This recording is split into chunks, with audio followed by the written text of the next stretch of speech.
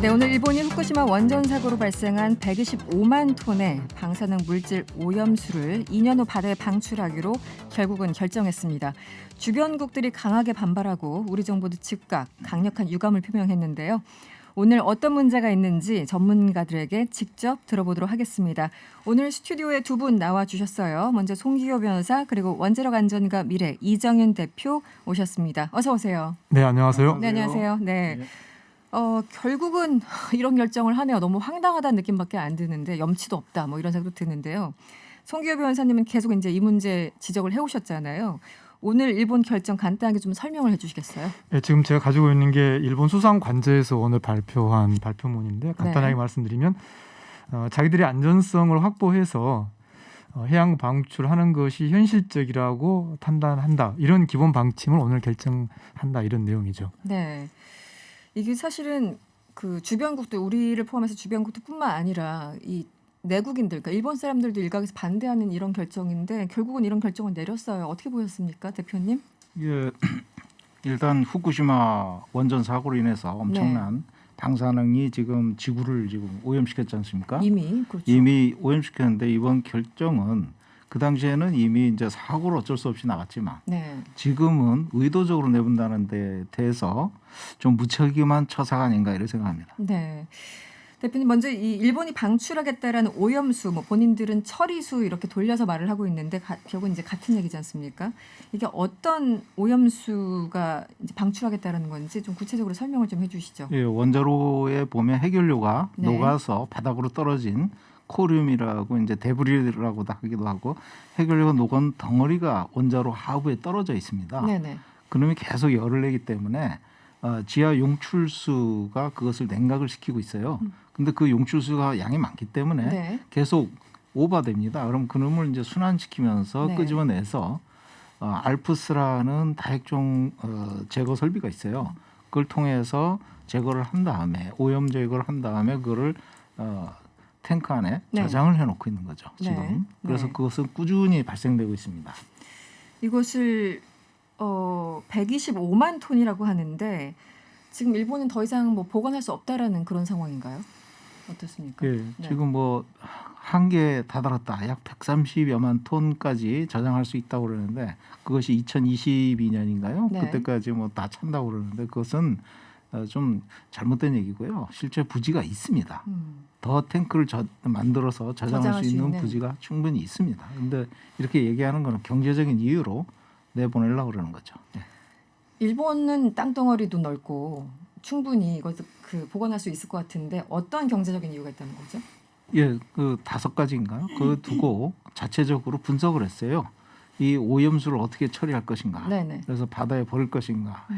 공기 중으로 끓여서 기화시킬 것인가. 네네. 그다음에 땅 속에 저장할 것 이런 여러 가지 다각도로 평가를 해서 네. 그중에 해양 방출하는 것이 가장 싸다. 이렇게 결론이 나는 거죠. 싸다. 그러니까 다른 방법이 없는 게 아니고 네. 이게 결국은 가장 싸기 때문에 네. 염치불구하고 그냥 내보내겠다 이런 거네요. 쉽게 말하면. 예.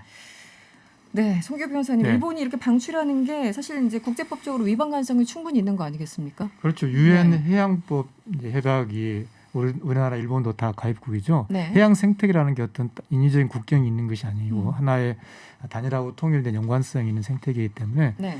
유엔 해양법 협약은 이처럼 위험한 물질, 방사능 오염 물질을 이제 해양에 내보내는 것이 단지 그 영역이 있는 나라의 어떤 내정, 그 나라만의 문제가 아니라고 보고 있죠. 그래서 크게 보면 3가지의 어떤 기본적인 네. 국제법상 의무를 부과하고 있어요. 네. 첫 번째는 환경 영향 평가라고 해서 네. 과연 그 행위가 그런 물질이 해양 생태계에 어떤 영향을 주는지에 대한 평가를 할 의무를 부과하고 있고요. 네. 그리고 이제 주변국들에 대해서 협의하고 정보를 제공하고 그런 의무가 있고요.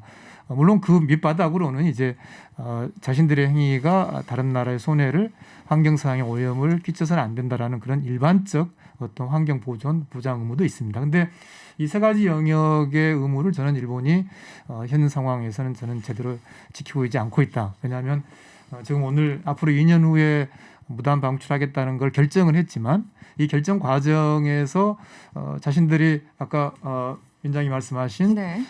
다액종 폐기 처리 시설을 거친 그 과정에서 어느 정도 안전성을 일본이 어떤 확보할 수 있다든지 그런 객관적인 자료를 우리에게 전혀 주지 않았거든요. 그래서 이런 절차부터도 유엔 해양법 위반이라고 저는 보고 있습니다. 지금 말씀하신 게 환경 영향 평가도 주변 국가의 협의 그리고 네. 다른 어떤 피해를 주지 않는가 여러 가지 이제 조건들이 있는데 하나도 맞는 게 없네요. 지금 일본이 그 통과한 그 케이스가 하나도 없는 거 아닙니까? 지금 이 기준에 따르면. 그렇죠. 네. 대표님 이 바다에 이제 그 오염수 그들 표현으로는 처리수를 이제 내보내겠다고 하는데 다핵종 제거 설비로 방사능 핵종을 제거했다 혹은 하겠다 말이 좀 어렵습니다. 이 아까 잠깐 언급을 해주셨지만 다핵종 제거 설비는 어떤 건가요? 좀 알프스라는 쉽게. 건데요. 그 네. 여러 가지 핵종들을 한꺼번에 제거하겠다 해가지고 여러 가지 제거 시설들을 이제 여러 제거 단계를 거쳐서 제거하도록 이렇게 시설이 돼 있고 프랑스에서 처음에 이제 그걸 핵 재처리 시설에 그걸 적용을 했죠. 아, 네. 그래서 이제 그걸 네. 도입해가 지금 하고 있는데 이것이 근본적으로 희가스라고 그럽니다. 삼중수소부터 네. 몇 가지 아주 독성이 큰 그런 원소들을 제거를 못합니다. 이걸 기본적으로 통과하더라도 예, 예, 네. 예. 그래서 안전하지 않다. 다시 말씀드리면 삼중수소가 거기에 있고 또 그렇다 하더라도 또 제거하지 못한 또 많은 핵종들이 있기 때문에 지금 오염된 그 오염수다. 저희들은 그렇게 주장하고 일본은 처리했다 그래서 처리수라고 주장하지만 70% 이상이 지금 저장하고 있는 탱크에 저장하는 70% 이상이 기준치를 초과하고 있습니다. 자체적으로도. 이 이제 저도 이제 언론 기사를 읽다 보면 이 삼중수소를 가장 많이 언급을 하는데 이 삼중수소라는 거는 기본적으로 자연 소멸이 안 되는 건가요? 어떤 직접적인 어떤 피해가 있는 건가요? 지금 희석해서 내보낸다고 그러잖아요. 네네네. 그 희석해서 내보내는 40배로 희석한다는 거는 40배로 희석. 40배 농도를 희석을 시킨다는 네네. 거죠. 그래서 농도를 낮춰서 내보낸다는 건데 사실 방사능 강도가 중요하거든요. 그럼 반감기에 의해서 반으로 주는 거예요. 네. 그 반감기가 반으로 강도가 줄어드는 그 기간인데 그게 12.3년이에요. 12.3년. 예, 삼중수소만 하더라도 그러면 12.3년 동안 겨우 반이 줄어드는 거예요. 강도가. 그 정도 시간이 흘러도 희석시킨다는 거는 농도를 줄이는 거지. 예? 방사선 강도를 줄이는 게 아니에요. 그래서 많은 분들이 희석하면 되는 거 아니냐 이러는데 인체에 미치는 또는 생물에 수산물에 미치는 영향이 작다는 게 아니고 확률이 낮아질 수 있다 이렇게 보시면 되겠습니다. 이 삼중수소라는 거는 뭐 해양 생물뿐만 아니라 일단 인간에게도 굉장히 좀 치명적인 악영향을 미치는 거 아니겠습니까? 예, 삼중수소는 인체 유기 결합을 한다고 돼 있어요. 네. 그래서 DNA에 들어있는 수소와 네. 삼중수소가 치환이 되면 그 몸에 포획이 돼가지고 그렇게 포획이 잘 됩니다 이게. 몸에서 빠져나가지 않는다는 뜻인가요? 그렇죠. DNA를 손상을 시키고 피로경을 암으로 진전하는 그런 얘기가 있고 그다음에 유기결합을 하기 때문에 삼중수소 미소량이라도 장기간 노출되는 경우 지금 장기적으로 내보내잖아요. 네네. 더 위험할 수 있어요. 네. 네. 송규 변호사님 네. 지금 뭐 이미 처리했고 이미 뭐 희석시켰기 때문에 일본에서는 안전하다고 주장하고 있는데 정확한 정보를 제공을 하고 있는 겁니까?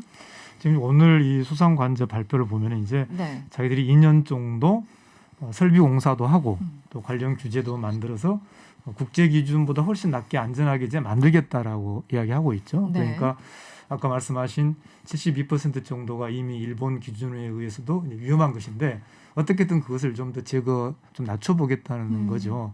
근데 문제는 이제 국제법으로 볼 때 네. 일본이 자신들의 그런 오염수 처리수 방치도 불구하고 그것이 문제가 없다, 안전하다는 것을 입증을 해야 되는 것이죠. 환경영향 평가를 통해서. 근데 거기에 대한 정보를 이제 전혀 우리에게 주고 있지 않은 것이죠. 그래서 지금 우리 정부가 일본으로부터 어떤 내용을 통지받았는가 하는 것도 굉장히 국제법적으로도 지금 중요한 쟁점이죠. 그래서 지금 우리 정부가 그동안 일본이 지금 아주 오랜 동안 이 문제를 내부적으로 검토해 오면서 우리에게 합당하고 그런 타당한 그런 정보를 성실하게 제공했는가, 일본으로부터 도대체 무슨 자료를 받았는지 네. 그것을 좀 국민에게 제대로 공개하는 것도 굉장히 중요합니다. 지금 이 정보를 그 주변국들에게 기본적으로 제공을 해야 될 것 같은데 이 주변국이라는 것도 굉장히 조금 포괄적이잖아요. 어디까지를 주변국이라고 봐야 되는지도 좀 어렵기도 하고 또 이거는 뭐 공식적으로 IAEA 같은 뭐 국제 기구에 제공을 해야 되는 건지 의무 조항인지 뭐 여러 가지 조금 이해가 안 되는 부분이 이거는 좀 있습니다. 간단히 말씀드리면 네네. 국제법적으로는 그 가장 그 행위로 인해서 실질적인 영향을 가장 많이 받는 나라에게 가장 어떤 일차적인 또 정보 제공. 핵심적인 그런 네네. 권한이 있는 것이죠. 네. 그래서 아까 이제 미국이나 IAEA의 그런 어떤 잘못된 접근도 잠깐 이야기가 나왔습니다만 일본의 전략은 기본적으로 미국이나 IAEA의 그런 큰 틀을 통해서 그걸 통해서 그야말로 희석해 나가려고 하는 거죠. 자신들의 그런 국제법 위반의 문제를. 그러나 이것은 미국이나 IAEA가 우리 국민이나 우리 수산업의 어떤 당사국이나 그것을 직접 해결해 줄 수 있는 곳은 아니기 때문에 그렇죠. 우리가 네. 더 적극적인 그런 국제법상 권한을 저는 행사해야 한다고 봅니다. 네. 저는 그 점을 보면서 굉장히 좀 뭐랄까 좀 올라오는 게 좀 느껴졌는데 아니 주변국들이 가장 피해를 보는데 왜 미국하고 아예 가서 협의를 하냐고요. 이거를. 그러니까요. 그래가지고 네. 미국이 승인했으니까 너희들은 조용해라 이 개념이거든요 지금. 그러니까 이거는 공분을 일으키기 충분한 조치입니다. 왜 미국이나 IAEA하고 협의하냐. 미국이 강대국이니까 한국, 일본 조용해라 이 얘기거든요. 그렇죠. 네. 네. 우리 보고 그러니까 정말 남의 다리 긁는 소리인데 우리가 당장 피해를 보고 있는데 저쪽 멀리 있는 나라가 마치 용인해 주듯이 그렇죠. 그 자체도 참 이해가 안 가는데 우리 정부가 그런데 어떤 대응을 해야 되는지 송교 변호사님께서는 이 국제해양법 재판소에 이 방출 중단 가처분 제소를 준비해야 된다 이렇게 주장을 하셨는데요. 이게 어떤 건가요? 그러니까 크게 두 가지죠. 하나는 일본으로 하여금 국제법을 지켜라. 지금 특히 이제 일본이 그동안 우리 위안부 배상 판결이라든지 또 일본의 무역 보복 뭐 이런 과정에서 끊임없이 한국에 대해서 국제법을 지키지 않는 나라라고 이야기했잖아요. 네. 오히려 이 사안이야말로 국제사회에서도 또 같이 공감하겠습니다만 특히 우리 입장에서는 일본이 회원국인 유엔 국제해양법을 지키도록 아까 말씀드린 세 가지 유형의 네. 법을 지켜라고 강력하게 요구를 해야 되는 거고요. 그러면서 우리가 법상 가지고 있는 여러 권한 협의하고 또 그 안전하다는 것을 일본이 입증하도록 하고 그런 과정을 통해서 적어도 우리가 납득할 수 있는 우리의 우려가 해소될 수 있는 조치를 하도록 요구하는 것이죠. 근데 이것이 지금까지 상황으로 봤을 때는 과연 일본이 순순히 그렇게 하겠느냐는 거죠. 네. 그렇기 때문에 우리가 유엔 해양법 협약에서 말하는 네. 잠정 처분 짧게 말씀드리겠습니다만 이게 나중에 다 이제 뭐 상황이 진행되고 나서 그때 어떤 판결을 기다리기에는 지금 이게 너무 급박하죠. 그렇죠. 상황이. 또 2년의 네. 준비 정도가 그렇죠. 그때 제대로 일본이 절차를 밟지 않을 가능성이 많기 때문에 법에서 규정하고 있는 잠정 처분, 가처분으로서 그것을 역시 같이 준비해야 한다는 게 제 생각이죠. 네. 지금 어민들 걱정이 엄청 크죠. 저희들 이제 문자 올라오는 거 보면은 당장 생선으로 못 먹겠다. 일본산은 물론이고 우리나라 인근에 잡히는 것도 못 먹겠다. 이런 우려들이 있는데 방사능에 오염된 이 물이 바다에 유입되면 어쨌든 우리처럼 이제 근접국들은 직격탄을 맞는 거고 이게 오염될 때까지 소위 시간이 얼마나 걸립니까? 뭐 시뮬레이션이 있을 것 그러니까 같긴 이제 한데요. 네. 바다에 방류하는 순간부터 네. 해양 생태계에 영향을 주기 시작합니다. 네. 그렇기 때문에 이게 확산되면서 점점 커지는데요. 쿠르시오 열도로 쭉 물이 올라오잖아요. 네네. 그러니까 이게 홋카이도까지 쭉 영향을 줍니다. 그리고 저 북태평양까지 계속 영향을 주는 거죠. 네네. 그렇기 때문에 이거는 뭐 이게 흘러가면서 계속 이제 오염이 한번 이제 누출이 됐다. 그러면 이게 황사처럼 한 번씩 지나가는 게 아니고 지금은 조금씩 매일 꾸준히 내보내는 게 문제가 그게 있다. 문제네요. 그렇기 네. 때문에 지속적으로 해양생물이 오염이 되거든요. 그러면 일본이 과연 우리나라한테 우리가 이걸 내보낼 테니까 해산물, 수산물, 가공식품 이런 것들을 한국에 수출 안 할 테니까 걱정하지 마라 이러겠느냐. 네, 그렇지도 않잖아요. 절대로 안 그럴 것 네. 같거든요. 그러면 이게 뭐냐. 우리가 그 저번에 수산물 그 수입 금지했더니 바로 또 국제법적으로 문제 삼지 않았습니까, 일본이요? 네. 이 IAEA 제가 이제 국제 원자력 기구죠, IAEA. 여기도 미국은 당연하고 이 IAEA도 일본의 결정을 좀 지지하는 그런 분위기인데 여기에서 이런 결정을 내릴 수 있는 권한이 있는지, 그리고 왜 지지 결정을 내렸는지도 좀 설명해 지금 주시죠. 미국은 네. 일본이 그동안에 꾸준히 노력하면서 설득을 해온 것 같고요. 그런 것 같아요. IAEA는 후원금을 어마어마하게 냅니다. 기부금을 일본이. 일본이. 예. 네. 그렇기 때문에 IAEA는 기본적으로 일본을 지지하는 입장이에요. IAEA가 절대로 안전한 조치를 하는 기구가 아니고 그런 중립적인 핵 사찰 기구죠. 네네. 핵 사찰 기구지 거기가 안전을 도모하는 조직이 아닙니다. 원래는. 예. 그 기구의 성격도 다시 한번 생각을 하게 되더라고요. 그렇죠. 그러니까 네. 말씀하신 것처럼 IAEA나 미국이나 다 어떤 원자력 또 핵에 의존하는 그런, 프로모션 조직이라고 보면 됩니다. 그런 그렇죠. 시스템이기 때문에 네네. 일본의 논리는 결국은 방사능 물질이라도 희석시키면 안전하다는 것인데 그런 논리야말로 IAEA와 미국의 논리인 것이죠. 그렇죠. 그런데 강도가 줄어지지 않는다는 문제가 있는 거죠. 그런데 이게 돌고 돌아서 물론 이제 멀리 있지만 미국 사람들도 어떤 식으로든 영향을 받진 않을까요? 그 생각은 별로 안 하는 것 같아요. 미국 사람들은 영향이 아주 최소화될 것 같아요. 왜냐하면 멀리 있기 때문에. 예. 그리고 네. 일본 해산물을 안 사가잖아요. 그러니까 예. 우리 건강 해치는 건 뭐 모르겠고 네. 일단 일본 정치적으로 같은 편이니까 일단 지지한다 뭐 이런 입장이네요. 좀 쉽게 얘기하면. 외교적인 그 기능이 작용한 거 아닌가 이런 생각이 좀 듭니다. 이 첸주 67번님도 문자 주셨는데 앞으로 생선 못 먹을 것 같아요. 걱정돼서 먹을 수가 없어요. 이런 문자 거기에 주셨고. 대해서 한 네. 말씀 드리겠는데요. 네네. 우리가 일본 수산 식품, 가공식품을 수입하지 않겠다라고 얘기를 해야 돼요. 그래야 우리 어민들을 살릴 수 있습니다. 그렇죠. 네. 네. 변호사님은 이미 후쿠시마산 이 수산물 수입 금지 소송에 승소한 경험이 있으시잖아요. 2019년이었는데요. 그 당시 우리는 어떤 논리로 이겼던 건가요? 제가 승소한 것은 아니고 네네. 우리나라가 그렇죠. 승소했고 그걸 이제 조금 조언해 준 정도였는데요. 네. 그때 이제 우리가 1심에서는 패소했지만 2심에서 승소한 가장 결정적인 논거가 이제 일본의 해양 생태계와 우리의 해양 생태계가 놓여 있는 처해 있는 환경이 다르다. 즉 후쿠시마 그 원전 사고로 인해서 두 나라 생태계가 가지고 있는 어떤 위험성이 다르다는 것이었죠. 네. 거기에 대해서 일본은 이제 일본에서 일본 바다나 한국 바다나 거기서 나오는 수산물 물고기만 비교하면 수치가 크게 틀리지 않기 때문에 네. 우리 조치가 위법하다고 했지만 WTO는 수산 생태계 자체를 주목한 것이죠. 근데 문제는 이제 이번 사건 일본의 이번에 오염수 방출이 국제적으로 합리화돼 버린다면 어떤 문제가 있냐면 결국은 희석해서 바다로 내보내면 안전하다는 논리가 성립해 버린다면